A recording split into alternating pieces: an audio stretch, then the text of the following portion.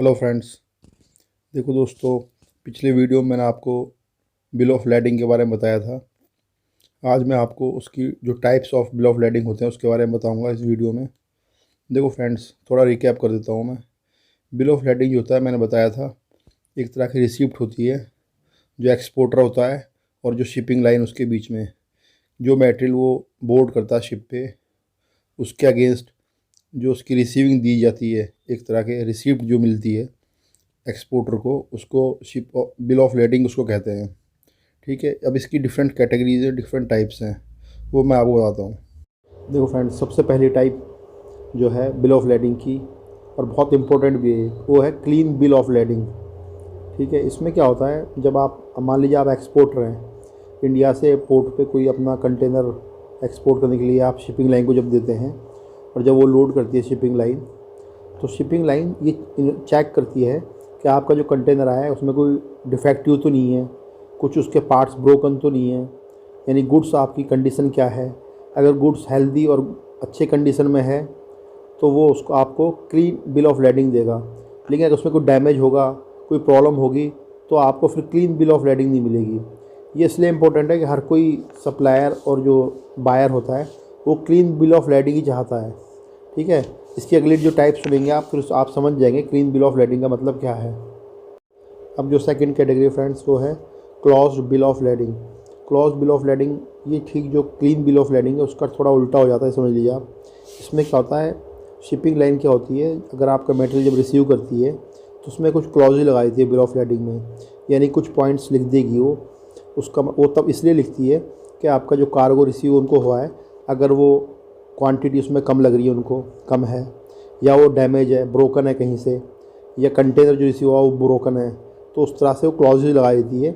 Otherwise क्या होता है, शिपिंग लाइन अगर उस पर कुछ क्लॉजेज लगाएगी तो जब वो बंदे को रिसीव होगा पोर्ट पे, तो वो जो रिसीवर जो है वो शिपिंग लाइन पे क्लेम करेगा कि आपके यहाँ पे इसका डैमेज हो गया है। इसलिए वो पहले ही जब रिसीविंग करती है, रिसीविंग के टाइम पे बिल ऑफ लैडिंग जब देती है तो कुछ क्लॉजेज लगा देती है, इसलिए इसको क्लॉज बिल ऑफ लैडिंग कहते हैं। और इसको डर्टी बिल ऑफ लैडिंग भी कुछ लोग कहते हैं, अनक्लीन भी कहते हैं।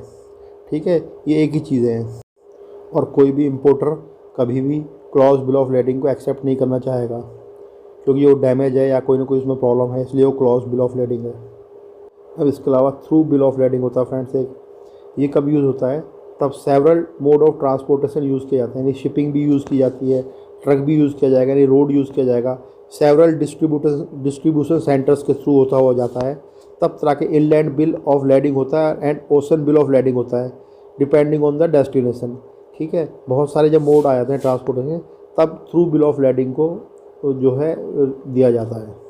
अब जो एक और कैटेगरी है वो है received for shipment bill of lading, और ये बड़ी इंपॉर्टेंट कैटेगरी और इंडिया में काफ़ी यूज़ होती है ये क्या होता है फ्रेंड्स, हर एक तो अपने पोर्ट पे जाकर, मुंबई या गुजरात पे जाकर आप अपना जो है कंटेनर नहीं बोर्ड कराएंगे शिप पे। तो इसके लिए क्या है, इंडिया में अलग अलग स्टेट्स में कुछ सेंटर्स बने हुए हैं कंटेनर के, आईसीडी जिन्हें कहते हैं। तो वहाँ जाकर आप अपना कंटेनर दे सकते हैं, कार्गो दे सकते हैं, फिर वहीं से आपका क्लियरेंस होकर शिपिंग लाइन वहीं से आपका, लाइक दिल्ली में आपने देखा होगा आईसीडी एक है तुगलकाबाद में। ठीक है, तो वहीं पे आप दिल्ली के जो नेबरिंग लोग हैं, जो एक्सपोर्टर हैं, वो तुगलकाबाद देंगे, आपका सीएचए वहीं पे उसको डिलीवर करेगा। डिलीवर करने के बाद जो शिपिंग लाइन होती है वो वहीं से उसको लेके जाएगी मुंबई या गुजरात पोर्ट, जो भी उनके लिए है। और उसके बाद लेकिन आपको आईसीडी जो डिपो है दिल्ली का या किसी और स्टेट का, वहीं पे आपको एक बिल ऑफ लैडिंग मिलेगा, उसको कहते हैं रिसीव्ड फॉर शिपमेंट, यानी शिपमेंट से पहले ही आपको ये मिल जाता है। अभी तक आपका मटेरियल बोर्ड नहीं हुआ शिप पे, बोर्ड बाद में होगा, लेकिन आपको जो पहले ही जो मिल जाता है आईसीडी पे, इस तरह के केसेस में ये से कहते हैं received for shipment bill of lading. एक कैटेगरी फ्रेंड्स है हाउस बिल ऑफ लैडिंग। इसमें क्या होता है, जो शिपिंग लाइन होती है वो इशू इसको नहीं करती है, बल्कि उसकी जगह उनके एजेंट्स होते हैं या फ्रेट फॉरवर्डर जो होते हैं, इसको फॉरवर्डर बिल ऑफ लैडिंग भी कहते हैं। तो फॉरवर्डर्स जो होते हैं वो जब रिसीव करते हैं मटेरियल को, यानी आप किसी फॉरवर्डर को जब दोगे अपना मटेरियल, तो वो ये अपना नाम लिखकर उसको आपके लिए एक बिल ऑफ लैडिंग देंगे, उसको कहते हैं फॉरवर्डर्स बिल ऑफ लैडिंग या हाउस बिल ऑफ लैडिंग। अब इसके अलावा फ्रेंड्स सबसे जो इम्पोर्टेंट यूज़ होता है वो होता है मास्टर बिल ऑफ लैडिंग। इसमें क्या होता है, ये एक तरह की रिसीट होती है गुड्स को ट्रांसफ़र करने की, एक पोर्ट से दूसरे पोर्ट पे, और इसमें पूरी डिटेल डाली जाती है। जो कंसाइनर, जो शिपर है यानी जो सप्लायर हो गया आपका वो, और कंसाइनी यानी आप अगर रिसीव करते हैं, इंपोर्ट करते हैं गुड्स को, और जिसके पास ये बिल ऑफ लैडिंग होगा वही उसका ओनर है और वही गुड्स को ले सकता है। इसको कहते हैं मास्टर बिल ऑफ लैडिंग। यानी आपका अगर इंपोर्टर हैं, आपको जो बिल ऑफ लैडिंग चाहिए फाइनली, तो आप जो बिल ऑफ लैडिंग आपको चाहिए होगा वो होगा master clean bill of lading. इस पर आपको जाना है। अब फ्रेंड्स, जो मैंने आपको कुछ कैटेगरीज बताई हैं ये बहुत इंपॉर्टेंट है, ये आपको कम से कम पता होनी चाहिए।